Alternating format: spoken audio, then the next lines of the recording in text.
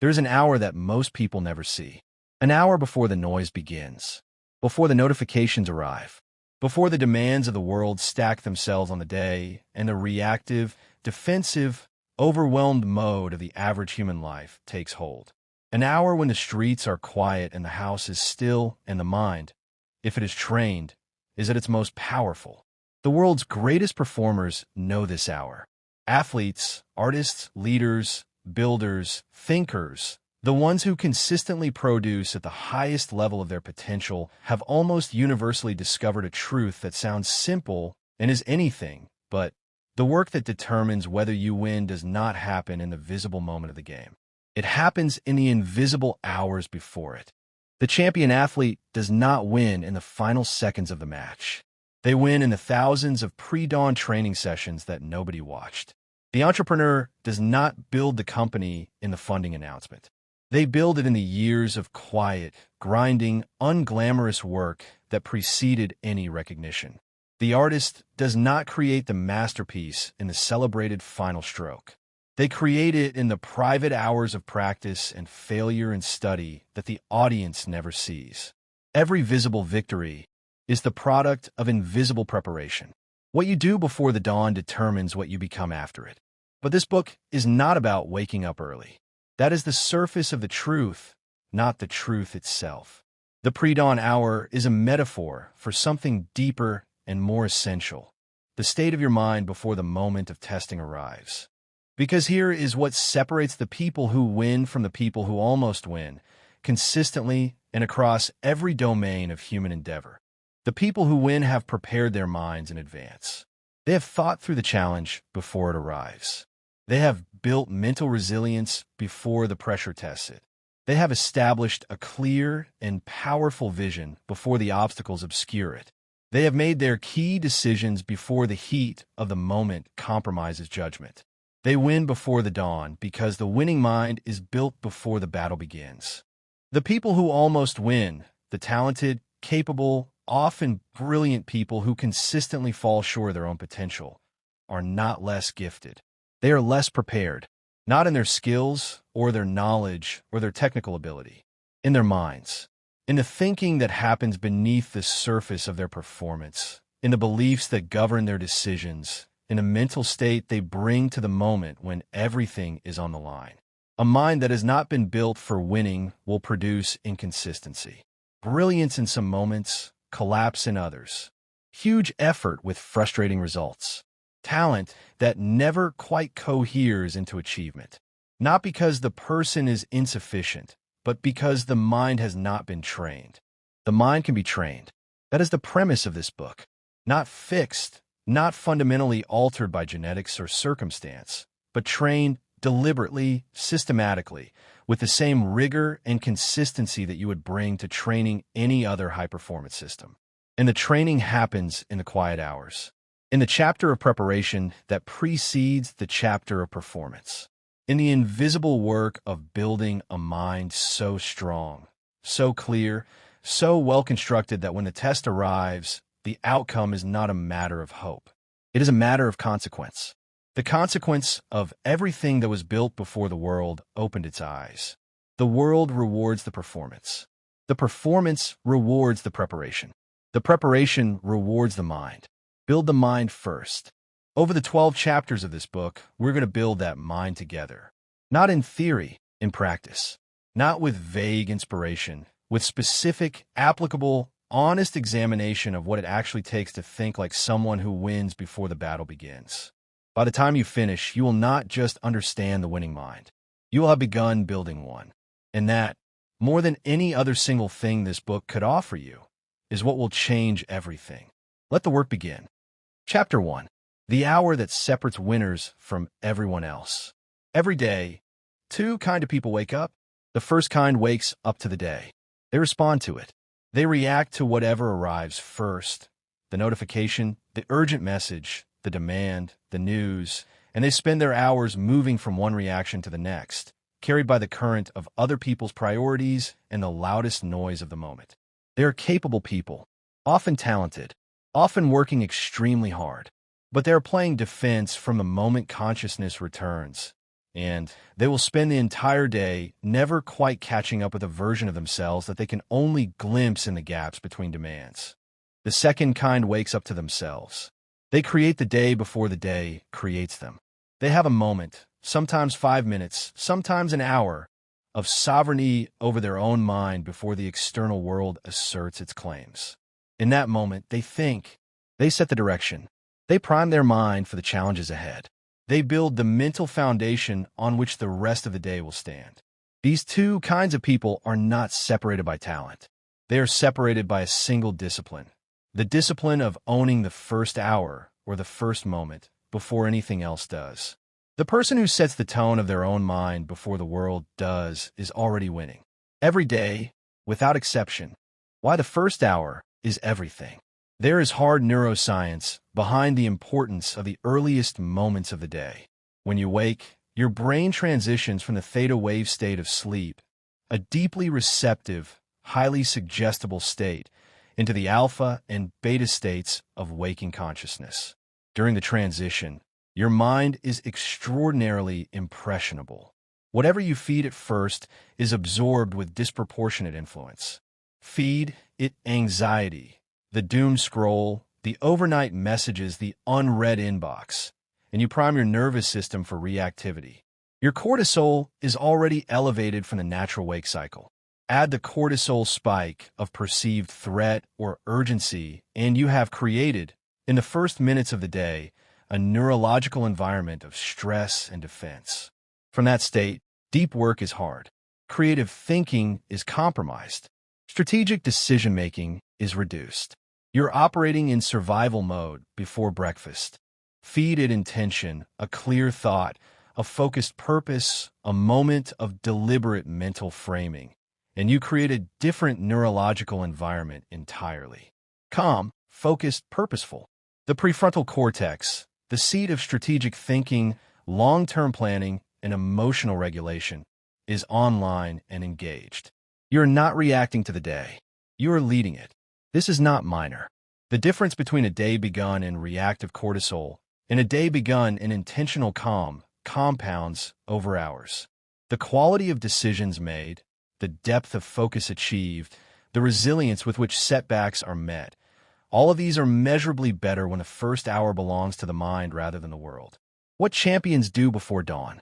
Study the morning practices of high performers across every field, and certain patterns emerge with striking consistency. They are not identical. There is no single perfect morning routine, but they share a common architecture. First, they protect the first moments.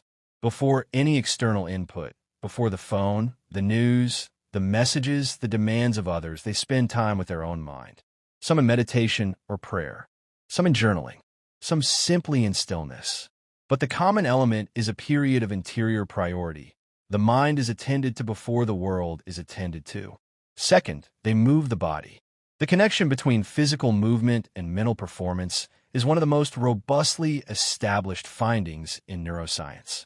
Exercise elevates brain-derived neurotrophic factor, a protein that promotes the growth and maintenance of neural connections, sharpens focus, and elevates mood.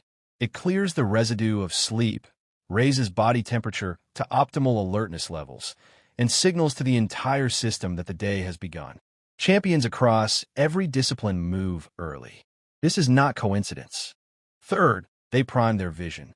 Before the day's demands obscure it, they reconnect with what they are building, why they're doing the work, what the long-term destination looks like. This is not wishful thinking, it is strategic orientation. The mind that holds a clear and compelling vision navigates daily obstacles differently from the mind that is simply trying to get through the day. Fourth, they begin the most important work first. Before the reactive work of responding and managing, they carve time for the proactive work of building. The project that matters most, the creative work, the strategic thinking, the deep, focused effort that cannot survive the fractured attention of the afternoon. You do not need more hours. The objection arrives predictably. I do not have time for this. I have children, commitments, an alarm that already feels too early. I cannot add another hour to a morning that is already a managed chaos. This objection misses the point. The pre-dawn mind is not about duration. It is about priority, about what comes first, the world's agenda or yours. Even 5 minutes of intentional mental framing before reaching for the phone is a pre-dawn mind practice. Even 3 focused breaths and a clear statement of what today is a form of winning before the world wakes up. The question is not how much time you have. The question is what you do with the first moments of consciousness you are given. And the answer to that question, repeated daily, compounded over months and years, produces either a life that is led or a life that is reacted to. One belongs to you. The other belongs to whoever makes the most noise. You do not need a perfect morning. You need a prioritized one. Give your mind the first moment, every day, without exception. The non-negotiable first practice. Starting today, before you reach for any device, before you engage with any external demand, before you let the world agenda have access to your consciousness, take 60 seconds. Just 60. In those 60 seconds, ask yourself 3 things. What is the most important thing I am building right now? What is the one action today that moves that building forward most significantly? What state of mind do I need to bring to do that action well? These 3 questions, asked and answered in 60 seconds, every morning before anything else, are the beginning of the pre-dawn mind. They're the seed from which everything in this book grows. They're the first act of owning your day before anyone else can claim it. Begin tomorrow, or better, begin today, right now, by answering them for the rest of today. The hour that separates winners from everyone else is not on the clock. It is in the mind, and it is available to you, starting in the next 60 seconds. Chapter 2. What the mind does in the dark. The mind never truly rests. While the body sleeps and the conscious self steps back from the wheel, the mind continues its work, processing, consolidating, integrating, and in ways that science is only beginning to fully understand solving. The darkness of sleep is not a void. It is a workshop, and what happens in that workshop determines far more about your waking performance than most people have ever been taught. Understanding what the mind does in the dark and learning how to work with those processes rather than against them is one of the most practical and underutilized advantages available to the high performer. It requires no additional time, no special equipment, no dramatic lifestyle change. It requires only knowledge and the small but consistent practices that align your waking inputs with the mind's nocturnal processing. The sleeping mind is not idle. It is doing some of the most important work of your life. The question is what you have given it to work with. The science of the sleeping brain. During sleep, the brain cycles through stages with different characteristics and functions. In slow-wave sleep, the hippocampus, the brain's primary memory consolidation center, replays the experiences of the day, transferring information from short-term working memory to long-term storage. What you have learned, practiced, and experienced during the day is being encoded and strengthened while you sleep. This is why sleep is not negotiable for learning. It is not the rest that follows learning. It is the completion of it. During REM sleep, the rapid eye movement stage most associated with vivid dreaming, the brain does something even more extraordinary. It makes connections, not just storing information, but linking it, associating new learning with old, finding patterns across disparate domains, generating the kind of nonlinear, integrative thinking that produces creative insight. The solution that arrived in a dream, the idea that came fully formed upon waking, the sudden clarity on a problem that had seemed intractable. These are not magical events. They're the products of a mind that was given good raw material to work with and the uninterrupted processing time to transform it into something new. This has profound implications for how you approach the hours before sleep and the hours upon waking. Because if the brain is using sleep to process, consolidate, and connect, then what you feed it before sleep becomes the raw material of that nocturnal work. And what you feed it first upon waking determines what context that nocturnal work emerges into. Feeding the nocturnal mind. Most people end their days with screens. With a passive, stimulating, anxiety-provoking scroll of social media, the late-night news cycle, the emotionally engaging television that is designed not to be switched off. They hand their mind, in its most receptive pre-sleep state, a cocktail of comparative anxiety, information overload, and blue light suppression of melatonin. Then they wonder why sleep is poor, why they wake feeling unrest, why the problem they went to sleep carrying is still exactly where they left it in the morning with no new clarity. The nocturnal mind works best when given clear, meaningful, focused material to process. The chapter of the book rather than the scroll. The specific problem stated clearly and consciously before sleep rather than the vague anxiety that has been avoided all day. The review of what was learned or accomplished, reinforcing the day's positive experiences in memory rather than the passive absorption of what someone else created. High performers across disciplines have intuited this for centuries. The practice of reviewing the day before sleep, what was accomplished, what was learned, what needs to be done tomorrow, is one of the most consistently recommended practices in the literature of excellence, from Stoic philosophy to modern sports psychology. It works because it gives the nocturnal mind a clear brief. Here is what matters. Here is what needs processing. Here is what to connect and consolidate. The problem sleeping practice. One of the most practical applications of nocturnal mind science is what might be called problem sleeping. The deliberate practice of presenting your most important current challenge to your mind before sleep, with the specific intention of returning to it upon waking. This is not the same as worrying about a problem before sleep, which activates the stress response and compromises sleep quality. It is the calm, deliberate framing of a question. While I sleep, I would like my mind to work on this. What is the best approach to this challenge? What am I not seeing clearly about this situation? What is the most important next step? Ask the question, write it down, then release it genuinely, with the conscious recognition that the nocturnal mind is now on the case and conscious rumination is both unnecessary and counterproductive. Sleep, and upon waking, before the phone, before the day's demands, in the quiet pre-dawn space, notice what has arrived. Not always a complete answer. Sometimes a direction, a feeling, a piece of the puzzle that was not there the night before. The mind has been working. The question now is whether you are awake and still enough in those first moments to receive what it has produced. Sleep as strategy. In a culture that celebrates overwork and treats sleep deprivation as a badge of seriousness, treating sleep as a strategic tool is a radical act. But the science is unambiguous and the evidence from high-performance domains is overwhelming. The best performers in every field prioritize sleep, not despite their ambition, but because of it. LeBron James sleeps 12 hours a day. Roger Federer, at the peak of his career, averaged 10 to 12. Jeff Bezos has spoken publicly about protecting 8 hours as foundational to his decision-making. These are not coincidences. These are people who understand, at a fundamental level, that the mind is the tool, and that a compromised tool produces compromised results regardless of the effort applied. Protecting sleep is not laziness. It is the highest leverage investment in performance available to you.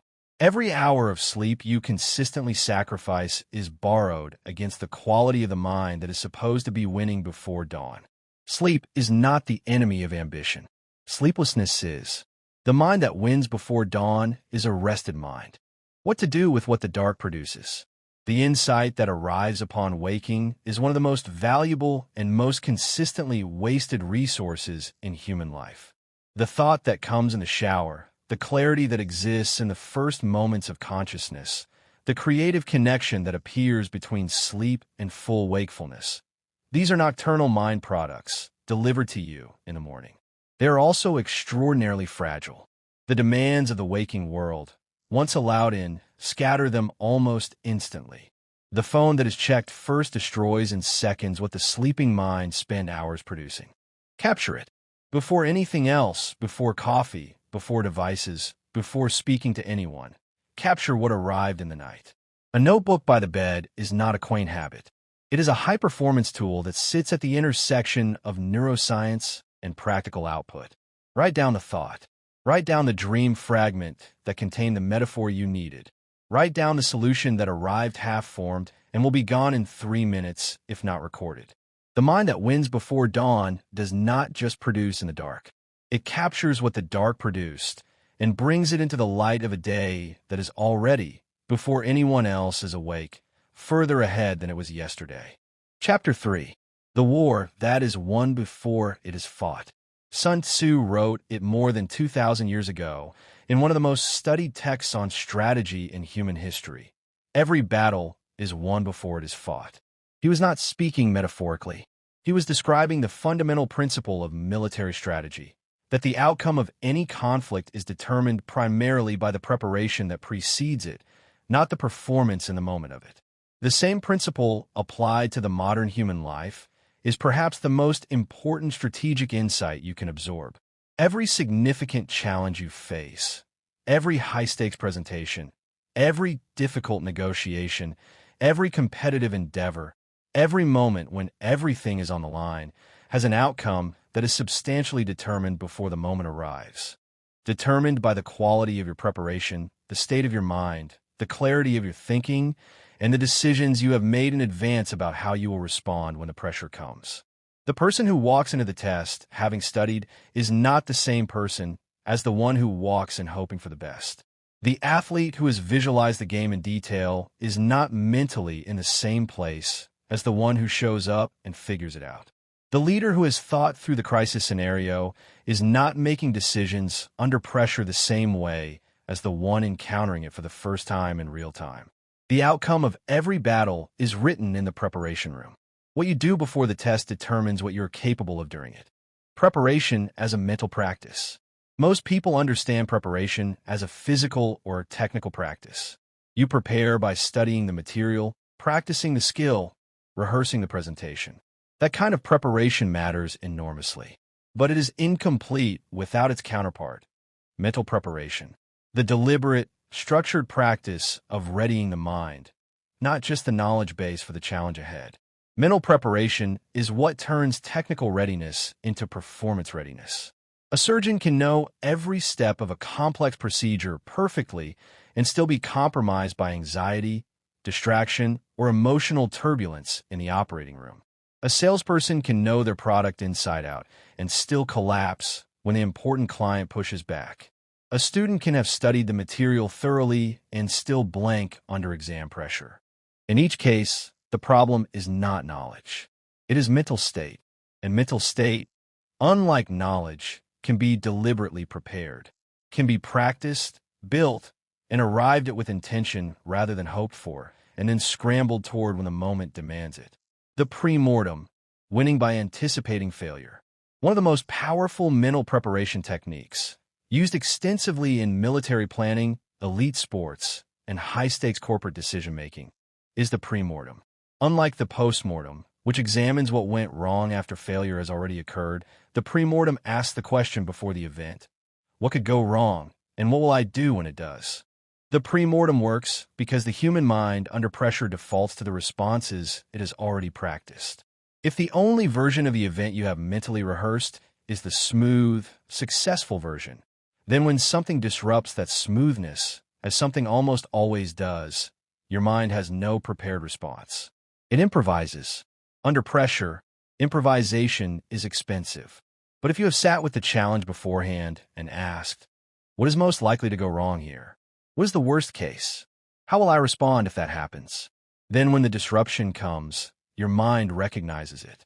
You have been here before, in rehearsal. You have a prepared response. The pressure is still real, but it is navigated rather than experienced as ambush. The pre-mortem is not pessimism. It is the opposite. It is the supremely confident act of someone who is so committed to succeeding that they are willing to think honestly about how they might fail for the specific purpose of ensuring they do not. The role of visualization. Visualization has been studied extensively in the context of athletic performance, and the findings are remarkable. Mental rehearsal. The vivid, detailed, first-person imagining of performing a skill activates the same neural pathways as physical practice. The brain, at a neurological level, does not distinguish cleanly between a vividly imagined experience and a real one. This means that every time you mentally rehearse a performance in detail, seeing it clearly, feeling the physical sensations, navigating the challenges, arriving at the successful outcome, you are strengthening the neural architecture of that performance. You are literally practicing without moving, building skill and confidence and familiarity with the experience before it happens in physical reality. Olympic athletes use this. Surgeons use this. Elite special forces units use this. The practices that were once considered fringe sports psychology are now standard in the highest performance domains in the world because the evidence for their effectiveness is overwhelming. Most people visualize almost exclusively when they are anxious, imagining everything that could go wrong, running mental movies of failure and embarrassment and catastrophe. This is visualization. It is simply visualization of the wrong outcome, and it produces the neurological equivalent of practicing failure. The correction is not to stop visualizing. It is to visualize deliberately, to run the mental movie of success rather than disaster, of competent performance rather than humiliating collapse, not as denial of risk. The premortem handles the risk honestly, but as the building of the neural architecture of winning, one imagined repetition at a time. Decisions made in advance. One of the most important ways a war is won before it is fought is through advanced decision-making. The decisions made in the calm of preparation are invariably better than the decisions made in the heat of the moment. Knowing this, the winning mind makes as many important decisions as possible before the pressure arrives. What will I do if they say no? Decided in advance. What is my response if the deal falls apart? Decided in advance.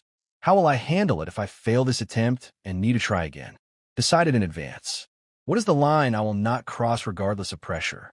Decided in advance and committed to before the pressure makes crossing it seem reasonable. These advanced decisions are not inflexible dogma. Circumstances always require adaptability, but they are anchors. They prevent the mind, under the cognitive and emotional load of high-pressure situations, from making decisions it would never endorse in a calmer state. They are the rules set by the wise self before the pressured self is in charge. The best decisions of your life will be made before the pressure arrives. Decide in advance.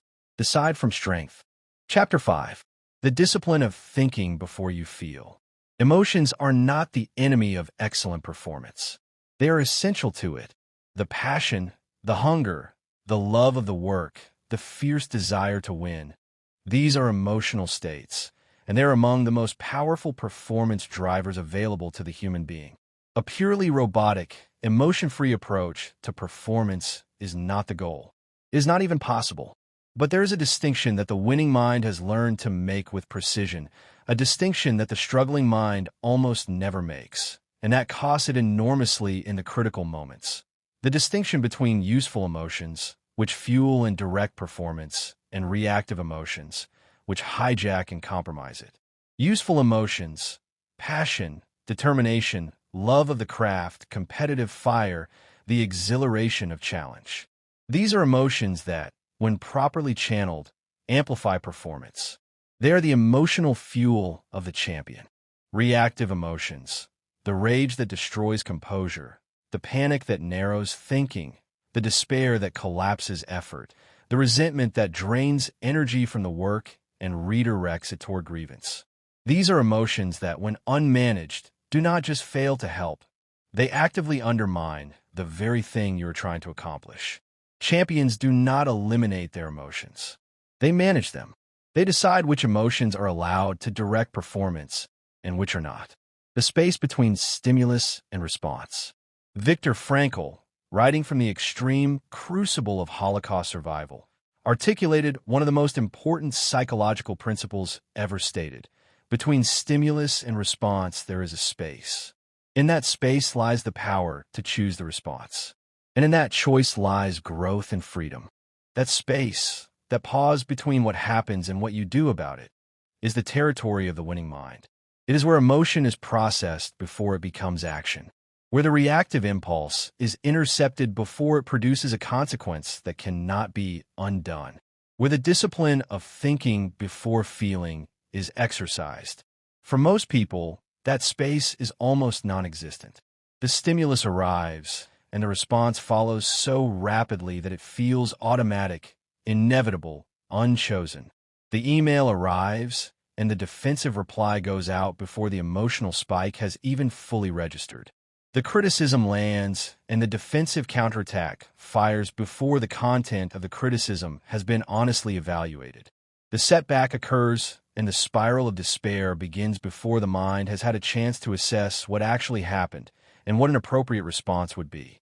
The winning mind builds that space deliberately, through practice, through the specific mental disciplines of emotional regulation, through the trained habit of pausing, even for a breath, even for a second, before responding to anything that produces a significant emotional reaction. The technique of the pause. The pause is not passivity. It is not the absence of response. It is the creation of the conditions for a chosen response rather than a reactive one. And it can be practiced specifically and systematically until it becomes the default mode of operation under pressure.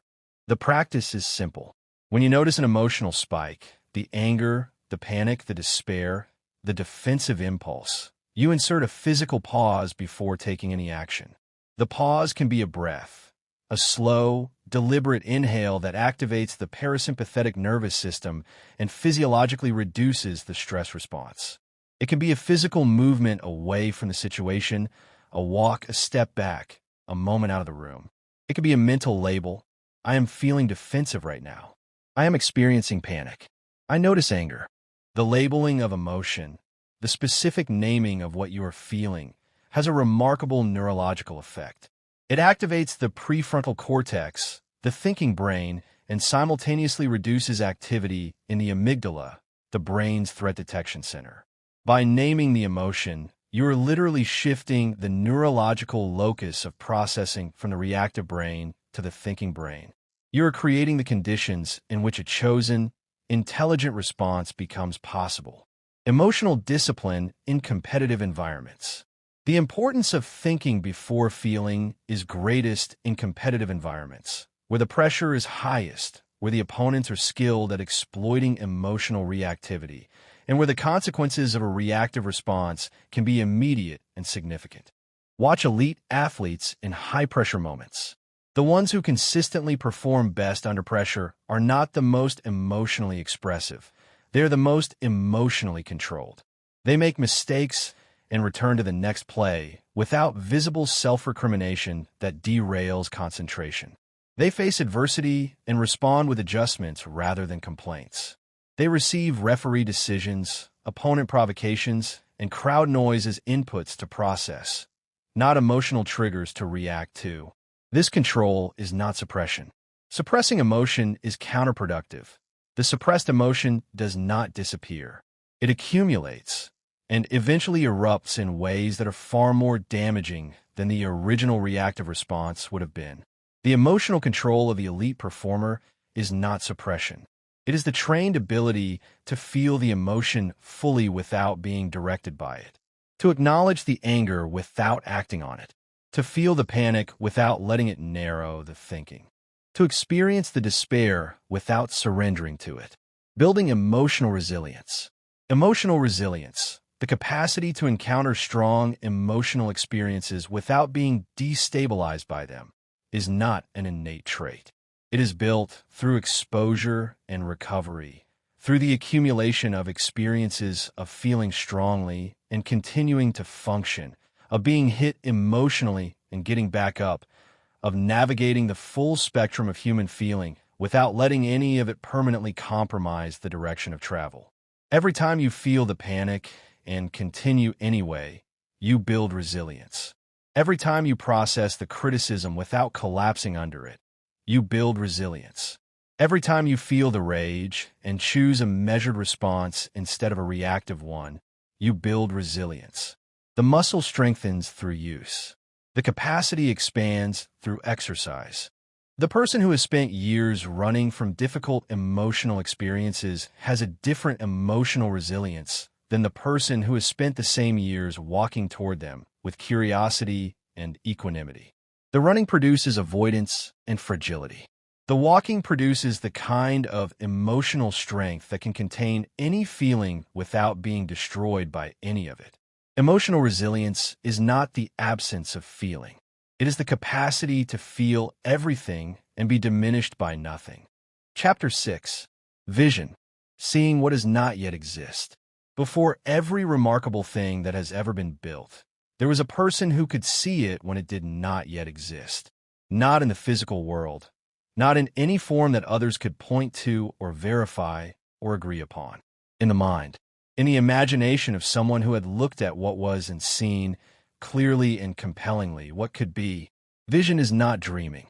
There is a meaningful difference between the two, and the conflation of them has caused enormous confusion about what vision actually does and how it actually works. Dreaming is passive. It arrives unbidden, wanders without direction, and requires nothing of you. Vision is active. It is a disciplined, deliberate, and specific mental construction that not only describes a desired future, but functions as a navigational instrument that orients every present-day decision toward that future. The person with a clear and powerful vision does not just know where they want to go. They use that destination as a constant reference point for everything they do today. Every choice, every investment of time and energy, every relationship, every risk, all of it is evaluated through the lens of, does this take me closer to where I am going or further from it? Vision makes the present strategic in a way that the absence of vision cannot. Vision is the compass. Without it, effort is just movement. With it, every step becomes direction. The neurological power of a clear vision. The brain has a system called the reticular activating system, a network of neurons that functions as a filter for the enormous volume of sensory and informational input that floods the mind every moment. The RAS determines what gets through to conscious attention and what is filtered out as irrelevant noise. Critically, the RAS is largely programmed by what you consistently focus on and hold as important. This is why when you buy a new car, you suddenly see that model everywhere. It was always there, but the RAS was not filtering for it. The moment it became salient to you, the filter changed and the signals started getting through. A clear and compelling vision programs the RAS to filter for the things that support that vision. Opportunities, connections, resources, information that would previously have passed unnoticed now register as relevant and significant. The person with a clear vision literally sees the world differently from the person without one. Not because the world has changed, but because their brain's filtering system has been calibrated differently. This is not mystical. It is mechanical. And understanding the mechanism makes the practice of building and maintaining a clear vision not a soft, inspirational exercise, but a hard, practical strategy for increasing the quality and relevance of what reaches your conscious attention every day. What a real vision looks like. A real vision, the kind that functions as a navigational instrument rather than a pleasant daydream, has specific characteristics. It is clear, specific enough that you could describe it to someone else in concrete detail. It is compelling. It produces genuine emotional resonance, not just intellectual agreement. It is stretching. It requires significant growth and development to reach, such that the journey toward it builds the person who will inhabit it. And it is honest. It is a true expression of what you actually want rather than what you think you should want. The last characteristic is more important and more difficult than it sounds. Many people carry visions that are not truly theirs, visions assembled from external expectations, social comparisons, and the quiet pressure of what people like them are supposed to want. These visions produce effort without passion, achievement without satisfaction, the hollow victory of reaching a destination that was never truly your own. Finding the true vision requires the kind of honest interior inquiry that is not always comfortable. It requires asking not, what do I think I should want? But, what do I actually care about? What would I build even if nobody would ever know about it? What kind of life would feel, at its end, like it was worth every morning I spent on it? Sustaining the vision through difficulty. The hardest test of any vision is the season of apparent contradiction. when the current reality is so far from the vision that maintaining faith in it feels irrational, when the business is failing, when a relationship is impossible, when the goal seems further away than when you started, when the gap between where you are and where you said you were going is not just wide but growing. This is the season when most visions are abandoned, not because they were wrong, often they were exactly right, but because the human nervous system is not naturally designed to hold a clear positive image of the future in the face of a contradicting present reality. It takes deliberate practice to do this. Deliberate, daily, non-negotiable practice of returning to the vision, of refreshing its clarity, of reconnecting with its emotional power, of choosing to navigate by it rather than by the current weather or circumstances. The practices that support vision maintenance in hard seasons are specific. Regular review of the vision, daily, if necessary. Vivid visualization of the desired outcome. Connection with others who share the vision or who model what vision-sustained perseverance looks like. Celebration of evidence, however small, that the vision is being realized, not the final destination, but any movement in the right direction. And above all, the deep, honest, frequently renewed commitment to the understanding that the current reality is not the final one, that the present chapter is not the whole book, that the vision is not wrong simply because the moment has not yet arrived. The vision sustains you through the seasons when circumstances do not. Hold it clearly. Return to it daily. Let lead. Chapter 7. The enemy inside the winning mind. The most dangerous opponent you will ever face is not external. It is not the competitor, the difficult market, the biased system, the person who does not believe in you. These are real obstacles. Some of them are deeply unjust, but none of them are as consistently damaging to your potential as the opponent that lives inside. The voice, the belief, the pattern of thinking that operates from within the very system that is supposed to be building your success. Every high performer has encountered this opponent. The ones who reach the highest levels of their potential are not the ones who were spared the encounter. They're the ones who identified the enemy clearly, understood how it operates, and developed specific strategies for neutralizing its influence. The enemy inside the winning mind goes by many names in the literature of performance psychology: the inner critic, the imposter, the saboteur, the resistance. What all these names are pointing at is the same phenomenon, the psychological mechanism that rises most powerfully precisely when you are on the verge of becoming more than you have been, and whose primary function appears to be preventing that expansion. The enemy inside knows exactly where you're most vulnerable. It has been studying you your entire life. Do not underestimate it, and do not let it drive. The imposter syndrome. Imposter syndrome, the persistent feeling that your achievements are not truly deserved, that you are less capable than others believe, and that you are at imminent risk of being exposed as a fraud, is one of the most widespread and least discussed phenomena in high-performance environments. Research has found that it affects an extraordinary percentage of successful people, including many whose external achievements would make the suggestion of inadequacy seem absurd. Academics, executives, artists, athletes at the top of their fields, people with decades of evidence of genuine competence, regularly report the feeling that they are operating above their true capability and that discovery is imminent. The imposter feeling is not a sign of inadequacy. It is almost always a sign of growth. It arrives most intensely when you are doing something genuinely new, operating at a higher level, taking on greater responsibility, stepping into territory you have not previously inhabited. It is the mind's discomfort with the unfamiliar dressed up as evidence of unworthiness. Understanding this reframe is essential. Imposter syndrome is not telling you that you do not belong. It is telling you that you're somewhere new. And somewhere new is exactly where you should be if you're doing the work of becoming more than you have been. Self-sabotage, the pattern. Self-sabotage is the behavioral expression of the inner enemy, the specific, often unconscious actions through which people undermine their own progress toward the things they say they want most. It operates through a variety of mechanisms, each of them coherent from a psychological perspective, and all of them expensive in terms of potential unrealized. Procrastination is perhaps the most universal form.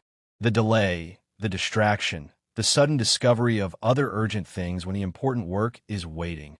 All of these are the inner enemy's preferred tactics for preventing the exposure of true capability. Because if you never try at full commitment, you are never truly tested. And if you are never truly tested, the inner narrative about your limitations is never challenged. Self-destruction at the point of success is another pattern.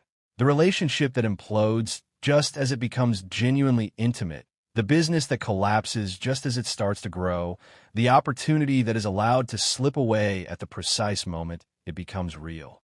The inner enemy is not comfortable with success. Success is unfamiliar. And the unfamiliar, to the part of the mind devoted to protection and status quo, is threat. Recognizing the voice. The first and most important practice in dealing with the inner enemy is recognition. The voice of the inner enemy is so familiar, so habitual, so thoroughly woven into the fabric of your interior experience that it is often indistinguishable from your own reasonable thinking.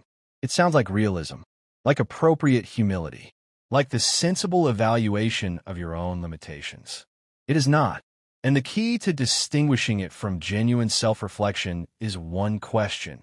Is this thought expanding my capacity or contracting it? Is it the kind of thought that, if believed and acted upon, would take me toward what I am building or away from it? Genuine self-reflection says, I need to improve in this specific area, and here is how. The inner enemy says, I am not the kind of person who is capable of this. Genuine self-reflection is actionable and specific. The inner enemy is global and paralyzing. Once you learn to hear the difference, you can begin to refuse the second voice, the authority it has never legitimately been given. Strategies for the inner battle. The inner enemy cannot be destroyed. Attempts to eliminate it entirely produce the paradox of suppression. The more you fight directly against a thought, the more mental energy you invest in it, and the stronger its presence becomes. The goal is not elimination. It is management. Specifically, the refusal to give it decision-making authority. Name it. Give the inner critic a name that separates it from you, that makes it a character you can observe rather than a truth you must inhabit. When the voice arrives, you say, there is the saboteur again. Not, I am a fraud. The separation is subtle, but the psychological effect is significant. Challenge it with evidence. The inner enemy thrives in the absence of facts. When it says you're not capable, you ask, what is the evidence? And then you supply the counter-evidence, the things you have already accomplished, the challenges you have already navigated, the times you were in an unfamiliar place and found your way. Act before it can object. The inner enemy is loudest in the planning phase, before action begins. The moment you are in motion, genuinely engaged with the work, it quiets. Not always completely, but significantly. Action is its most effective neutralizer. The inner enemy is most powerful in the silence before beginning. Begin. The silence ends, and so does its power. Chapter 8. Morning Rituals of the Mentally Unbreakable. A ritual is not a routine. The distinction matters. A routine is a sequence of actions performed habitually, something you do because you have always done it, or because it is convenient, or because the alternative requires a decision you prefer not to make. A ritual is intentional. It is a sequence of actions imbued with meaning and purpose, performed deliberately because you understand what each element is doing and why it matters for what comes after. The mentally unbreakable. The people who maintain clarity, focus, resilience, and high performance across extended periods and through significant adversity are almost universally people who have built powerful morning rituals. Not identical rituals. The specific practices vary widely, but rituals that share a common understanding that the state of the mind at the start of the day is not accidental and that it can be built with intention. This chapter is not a prescription. It is a framework. The specific practices that make your morning ritual powerful will be yours, adapted to your life, your nature, and the specific mental and physical demands of your work. What matters is that the ritual exists, that it is intentional, and that it consistently produces the mental state that your day requires. The morning ritual is not what you do before your day begins. It is how you build the mind that will lead the day. The first 5 minutes. The most important part of any morning ritual is the first 5 minutes. The moments before external input has asserted its claims, when a mind is fresh and a neurological slate is as clean as it will be all day. What you do in these minutes sets the tone, not just psychologically but neurologically, for the hours that follow. The mentally unbreakable do not reach for the phone in these minutes. Not because the phone is evil, but because the phone delivers the world's agenda, and the world agenda, first thing in the morning, is the most efficient possible way to derail your own. Every notification, every headline, every message that arrives in those first minutes is a demand on your attention, a small theft of the interior space that the morning belongs to. Instead, a moment of stillness, eyes open or closed, a breath, long and deliberate, that signals to the nervous system. We are awake, we are calm, we are in charge. A brief interior check-in. How am I, honestly? What do I bring to today? And what does today require of me? These questions take 30 seconds, but they establish something that is worth far more than 30 seconds. They establish that you are the subject of the day, not the object. That you are the one who is happening to the day, not the other way around. This is the foundation of the mentally unbreakable mind. Movement as mental architecture. Physical movement is not a separate category from mental performance. It is one of its primary architects. The neurological effects of morning exercise include elevation of dopamine, serotonin, and norepinephrine, the neurotransmitters most directly associated with focus, motivation, and emotional resilience. It promotes neurogenesis in the hippocampus, supporting memory and learning. It reduces the baseline cortisol that contributes to anxiety and reactive thinking. It raises core temperature to optimal alert levels. In practical terms, the person who moves in the morning arrives at their work with a different brain than the person who does not. Not dramatically different in the first morning, but compounded across weeks and months, measurably, significantly, and consequentially different. The movement does not need to be extreme. A 20-minute walk, a 10-minute stretch and mobility sequence, a short run, a brief strength session, a few sun salutations. What matters is that the body moves with intention and that the neurological effects of that movement are delivered to the mind before the day's cognitive and emotional demands begin. The practice of intentional input. After movement, the mentally unbreakable are deliberate about what they feed their minds in the morning hours. Not the passive, reactive consumption of what arrives uninvited, but the chosen, intentional intake of what they have decided in advance is worth their morning attention. For some, this is reading, specifically chosen material that builds knowledge, expands thinking, or deepens understanding of the domain they are developing. For others, it is journaling, the practice of writing through the day's intentions, challenges, and reflections in a way that clarifies thinking and externalizes the interior. For others, it is meditation or contemplative prayer, the practice of radical stillness that builds the capacity for focus and equanimity that performance demands. What all these practices share is intentionality. The morning mind is not being handed to whatever arrives. It is being given specifically chosen material that serves the building of the day and the person. The weekly ritual audit. A ritual that is not regularly examined is at risk of becoming a routine, of losing the intentionality that makes it powerful and collapsing into mere habit performed without consciousness of purpose. The mentally unbreakable periodically audit their rituals. Is this still serving what I intended to serve? Has my life changed in ways that require my ritual to adapt?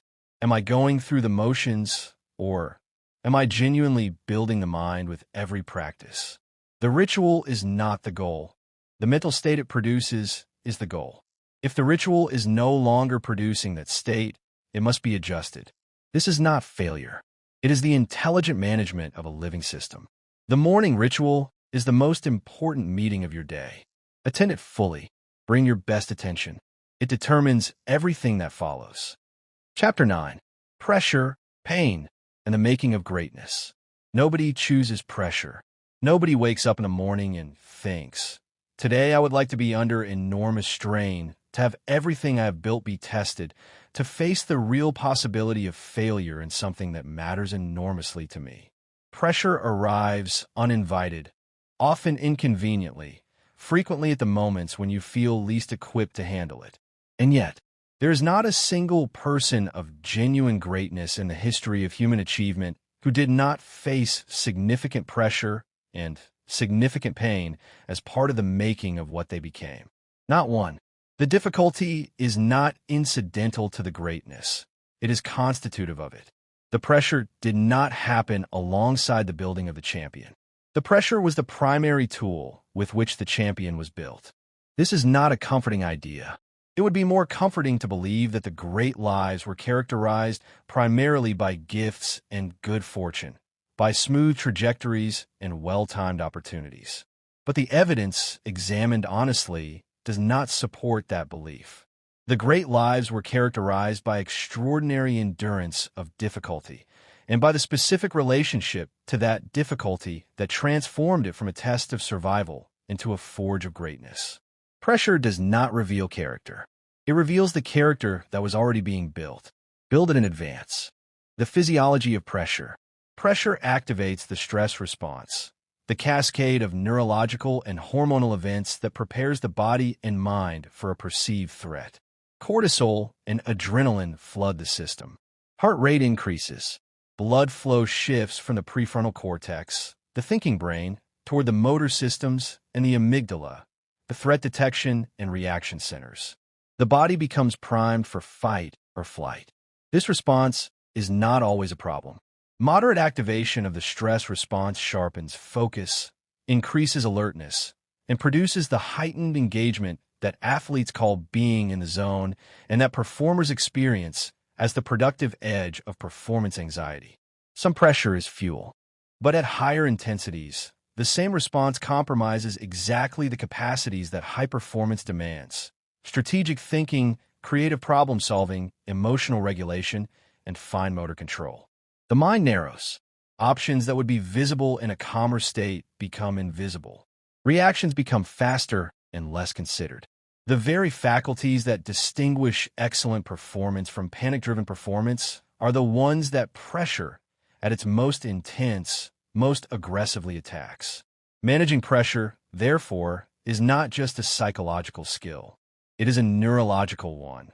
The ability to modulate the physiological stress response sufficiently that the prefrontal cortex remains online and available to do the work that greatness requires. Reframing pressure. One of the most effective ways to modulate the physiological impact of pressure is to change the cognitive appraisal of it, to change the story the mind tells about what the pressure means. Research by psychologist Alison Wood Brooks at Harvard Business School found that people who reframed their pre-performance anxiety as excitement, who said to themselves, "I am excited rather than I am anxious," performed measurably better across a range of tasks, from public speaking to mathematical performance to negotiation. Not because they felt less physiologically activated, the arousal was identical, but because the cognitive label of excitement is associated with approach motivation, moving toward the challenge, while anxiety is associated with avoidance motivation, escaping the threat. The winning mind has internalized this reframe as a habitual response to pressure, not by pretending that the pressure is not real. It is real, but by choosing a label for the arousal that sends a different neurological message. This is a signal that something important is happening and I am ready for it, rather than this is a signal that something dangerous is happening and I need to escape. The uses of pain. Physical and emotional pain are not the same thing, but they share a quality that is critical to the understanding of greatness. They provide information. Specific, accurate, often unwanted information about the gap between where you are and where you need to be. The athlete whose muscles burn at the edge of their endurance is receiving information. This is the threshold. The person whose failure exposed a skill gap is receiving information. This is what needs to be developed. The leader whose decision produced a bad outcome is receiving information. This approach requires revision. Pain as information is useful. Pain as identity, as evidence of permanent inadequacy, as proof that the effort is futile, is destructive. The distinction between these two relationships to pain is one of the most significant predictors of long-term performance and development. The winning mind approaches pain with something that looks, from the outside, almost inhuman: curiosity. What is this telling me? What does this require me to do differently? What is the specific information in this specific difficulty that, processed honestly and acted on appropriately, will make me better? This is not always the first response. The first response is often simply to feel the pain, to let it be what it is, without immediately converting it into something useful. But after the feeling, the question, what is this for? Building pressure tolerance. Pressure tolerance is built through exposure. There is no other way. You cannot build the capacity to perform under pressure without regularly performing under pressure, at increasing levels of intensity, with increasing stakes, in conditions that genuinely test rather than merely simulate. This requires the deliberate creation of challenging conditions in practice, conditions that replicate, as closely as possible, the pressure of the performance environment. The athlete who practices in the presence of judges, cameras, and full competitive stakes builds more pressure tolerance than the one who practices in comfortable privacy. The speaker who rehearses in front of live audiences builds more pressure tolerance than the one who rehearses in an empty room. And every recovery from pressure, every time you've been tested and continued, every time you have failed and returned to the work, every time you have felt the full weight of what is at stake and chosen to remain present with it rather than escape it, has deposited something in the account. A trace of evidence, a cellular memory of having been in the pressure and survived it. That memory compounds. And the person who has accumulated enough of it eventually arrives at a point where pressure, rather than diminishing performance, activates it. Pressure tolerance is not inherited. It is built in the specific, repeated practice of staying present through the test that most people run from. Chapter 10. Focus, the superpower nobody is teaching. We live in the most distracted era in human history. This is not hyperbole. It is the measurable, documented consequence of living inside an information and entertainment ecosystem engineered with billions of dollars and the most sophisticated understanding of human psychology ever assembled to capture and hold your attention as continuously and as completely as possible. The average person's attention is now the most competed for commodity on Earth, and the competition for it is not fair. You are a person with ordinary human impulses for novelty and connection and distraction, and you are up against systems designed by teams of engineers specifically to exploit those impulses for the purpose of advertising revenue. In this environment, the ability to focus, to give sustained, deep, undivided attention to a single thing of genuine importance for an extended period is not just a productivity skill. It is a superpower. It is one of the rarest and most valuable human capabilities available, and it is growing rarer by the year as the distraction architecture becomes more sophisticated and the average attention span contracts in response. In a world engineered for distraction, focus is not just a skill. It is a form of power. Develop it deliberately. What focus actually is. Focus is not simply the absence of distraction. That is only the precondition for focus, necessary but not sufficient.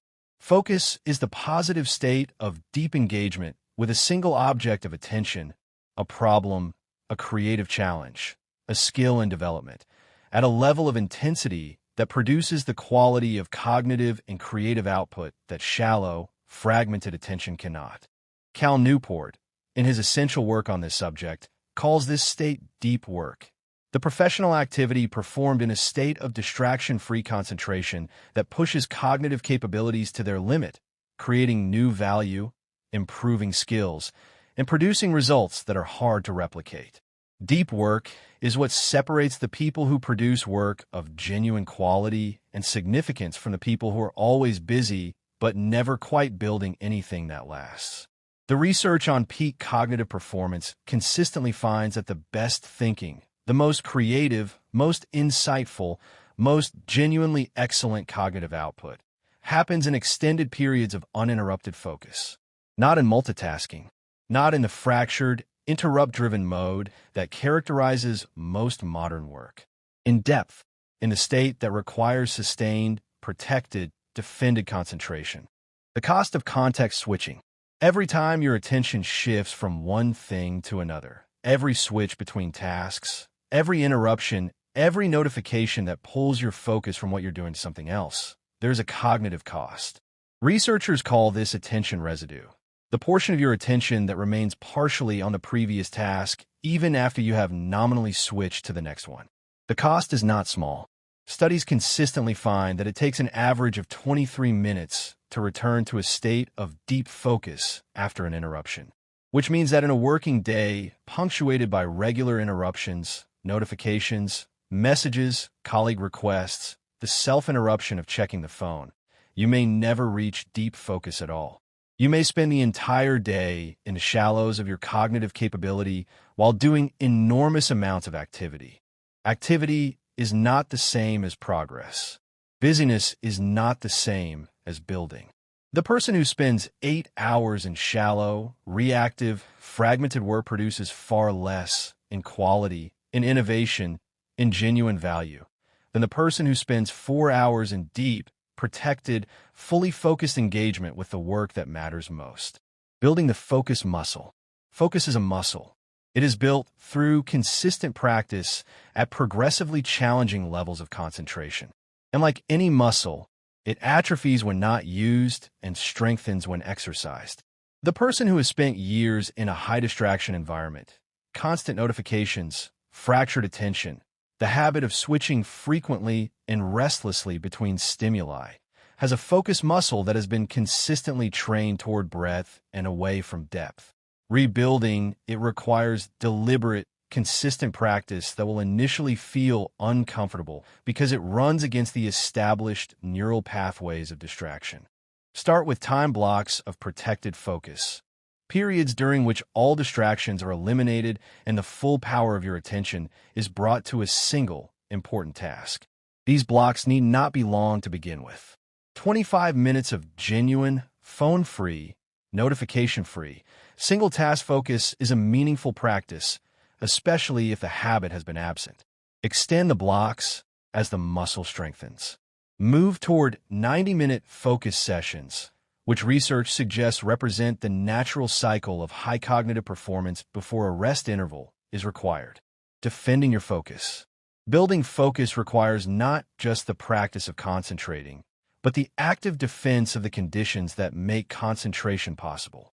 This means making structural changes to your environment, physical and digital, that reduce the friction of focus and increase the friction of distraction. Turn off notifications, all of them, for defined periods of focused work. The information will still be there when the focus block ends. The attention it would have stolen will not be. Put the phone in another room, or at minimum face down and silent. Research finds that the mere presence of the phone on the desk, even face down, even silent, measurably reduces available cognitive capacity because a portion of the mind is continuously monitoring for its possible activation. Guard your focused hours as you would guard your most important appointments, because they're your most important appointments, with the work that only focused attention can produce, with a version of yourself that only depth can reach. The depth of your focus determines the quality of your output, and the quality of your output, compounded over years, determines the quality of your life. Chapter 11. The decisions that happen before dawn. Most people believe that their important decisions are made in the moments when those decisions are required, when the opportunity presents itself, when the ultimatum arrives, when the choice must be made and the consequences of each option are visible and the stakes are clear. They believe that the quality of their decision-making in these moments is primarily a function of their intelligence, their experience, and the information available to them at the time. This belief is partially true and mostly incomplete, because the most important decisions, the ones that determine the quality and direction of a life, are not primarily made in the moments that appear to require them. They are made before those moments, in the quiet of preparation, in the construction of values that are clear before they are tested, in the building of habits that determine default behavior before it is challenged, in the advanced commitment to principles that govern choice before the pressure arrives to compromise them. The decisions that happen before dawn are the decisions that shape everything after. The pre-dawn decision-maker does not arrive at the defining moment without a position. They arrive with one already built. The most consequential decisions of your life will be made before the moment that appears to require them. Decide in advance. From strength, in the quiet, decision fatigue, and the architecture of choice. Every decision you make in the course of a day depletes a finite cognitive resource. This is not metaphor. It is neurological reality. The prefrontal cortex, which manages executive function, including decision-making, operates on a resource that is consumed by use and replenished by rest. As it is depleted through the decisions of the day, decision quality deteriorates.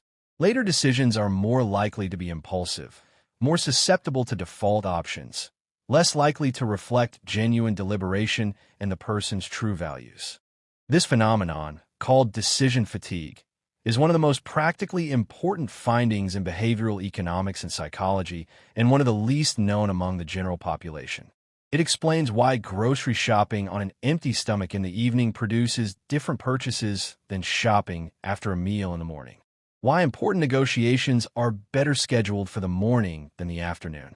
Why judges' parole decisions, in a famous study, became significantly more conservative as the day progressed and decision fatigue accumulated.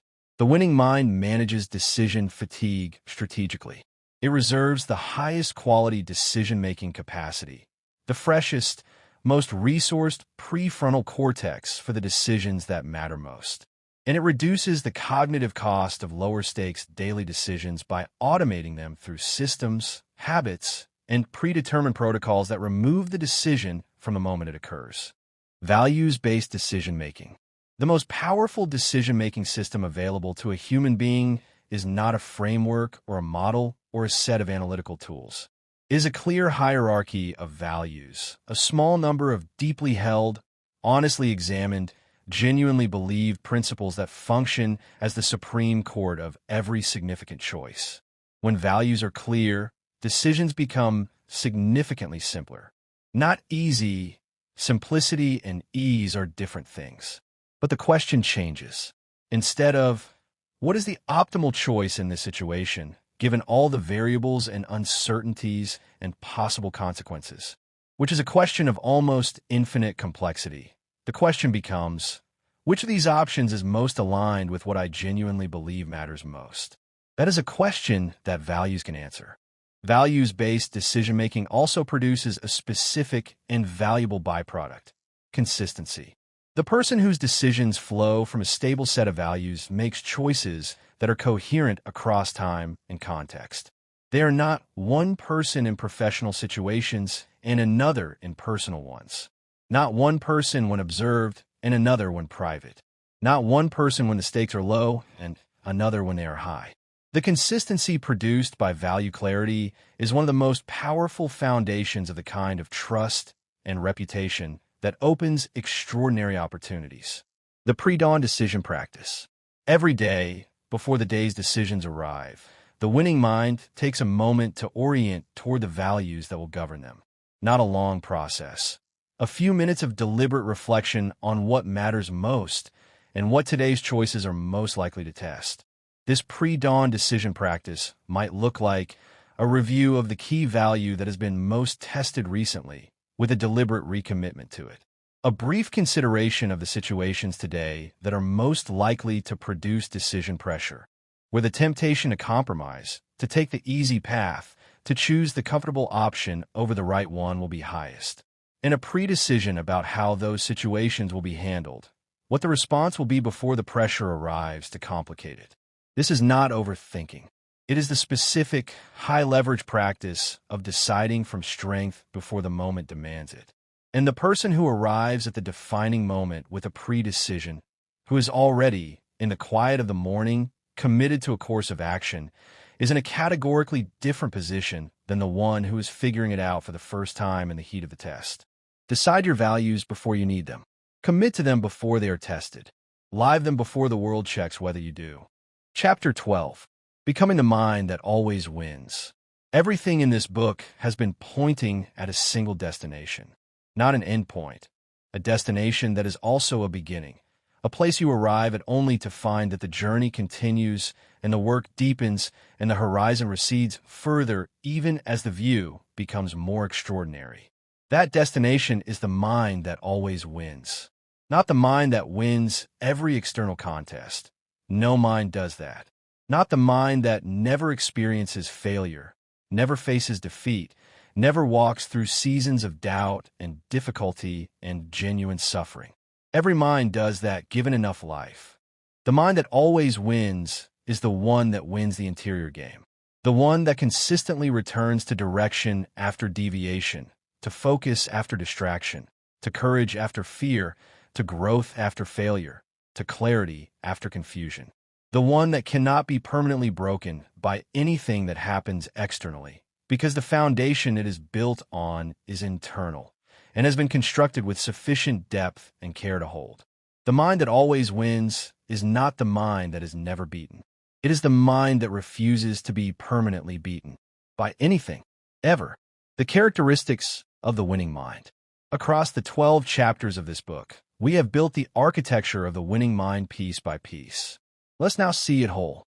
The winning mind is a pre-dawn mind, one that owns its first moments, that arrives at the day's demands already oriented, already set, already leading rather than reacting. It has taken the hour that most people surrender to the world and made it the foundation of everything the day will become. It is a prepared mind, one that has thought through the challenges before they arrive, that has made its key decisions in advance, that has visualized the performance and done the pre-mortem and arrived at the moment of testing having already done the interior work that the moment requires.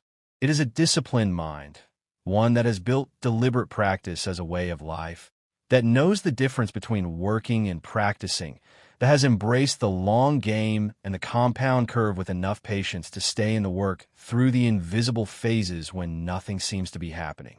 It is an emotionally intelligent mind, one that has learned to feel fully without being directed entirely by feeling, that has built the space between stimulus and response and uses it consistently to choose the considered action over the reactive one. It is a clear vision mind, one that knows where it is going, that holds that destination clearly even when current circumstances seem to contradict it, that uses vision as a navigational instrument that makes every present-day decision strategic. It is a resilient mind, built through repeated exposure to difficulty, through the accumulated experience of being tested and continuing, through the unbroken record of returning to the work no matter what the work has cost. And it is a focused mind, one that has built the capacity for deep work in an age of distraction, that defends its attention with the seriousness that high performance demands, that produces work of genuine quality because it brings genuine depth to the production of it. The daily work of the winning mind. The winning mind is not a destination you arrive at and then inhabit permanently. It is a practice, a daily, renewable, consistently maintained set of disciplines that produce the mental state that excellence requires. There will be days when the practice feels natural, when the mind is sharp and the vision is clear and the discipline comes easily. There will be days when it feels like maintenance against deterioration, when the ritual is performed not because it feels powerful, but because you know that the alternative is the slow erosion of what has been built. Both kinds of days are the practice. Both count equally toward the compound. The brilliant day and the grinding day are not different in their contribution to the person being built. They're simply different in how they feel. And the winning mind has long since stopped using feeling as the criterion for continuing. The identity of the winning mind. The final and perhaps most important characteristic of the winning mind is how it has reconceived its own identity. Not as someone who is trying to win, not as someone who hopes to reach a certain level, as someone for whom winning, the interior winning of consistent growth, resilient continuation, and the full inhabiting of one's potential is simply what they do. This identity is not arrogance. It is not the claim of superiority over others. It is a deeply interior, quietly held sense of who you are and what you are committed to that requires no external validation and survives any external contradiction. It is the identity of someone who has made the decision, made it seriously, made it completely, made it in the pre-dawn quiet of their own most honest self, that they're going to build the best version of what they are capable of every day for as long as they live. That decision, made and renewed daily, is the winning mind, not the result of it, the decision itself.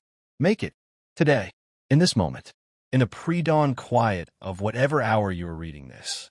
Make it, and then go live it. The mind that wins before dawn is not built in a single day. It is built in every day. This is your every day. Build accordingly. Conclusion. The dawn is already here. The dawn you have been waiting for is not coming. It is already here. It arrived the moment you made the decision to think differently, to approach your own mind as the primary project of your life, rather than the passive vehicle through which life happens to you. Everything in these chapters was pointing at this, that the mind is not a fixed instrument but a constructed one, that the thinking which governs your decisions, your performance, your resilience, and your trajectory is not handed to you by fate, but built by you through the practices you maintain and the permissions you grant. The pre-dawn hour, the quiet before the world asserts its claims, the still moment before the tests arrive, is available to you every single day. Not always at 5 a.m., not always in the form of a perfect morning ritual in a silent house, but always as a moment, however brief, however imperfect, of choosing to lead your mind before the world leads it for you. 12 chapters of architecture have been laid in this book. 12 specific, practical, honest dimensions of the mind that wins before dawn. You will not master them simultaneously. Nobody does. You will work on one and find it opens into another. You will strengthen one and discover that it stabilizes something adjacent. The architecture is interconnected. Each piece supports every other, and the building becomes more solid the more completely it is constructed. But you do not need the whole building to begin living in it. You can start in one room, the room that spoke most directly to where you are right now, the chapter that landed hardest, that described most accurately the dimension of your thinking that most needs the work. Start there. Build that room well. The rest will follow. The mind that wins before dawn is yours to build. The tools are in your hands. The blueprint is in these pages. And the dawn, the real dawn, the one that marks the beginning of a mind that has finally been built to match the life you are capable of living, starts now. Go build it. Final words. This book was written to be lived, not shelved. Mark the pages that hit you hardest. Return to the chapters that describe the work you are currently doing. Read it again in 6 months and notice what has changed in you and what still needs work. If there is a person in your life who is in the thick of building, someone who is in the hard, invisible, pre-dawn season of constructing something real, give them this book. Not as a gift of inspiration, but as a gift of practical architecture. The kind of thinking described in these pages is what they need for the season they are in. And if you are in that season yourself, if you are in the pre-dawn of something important, building in the dark, uncertain of the outcome, sustained only by the vision and the discipline and the refusal to stop, then know this. The dawn is coming. It is always coming. And the mind you are building in the dark is exactly the mind that will be ready to meet it. Keep building. Rebecca O'Keefe. The mind that wins before dawn.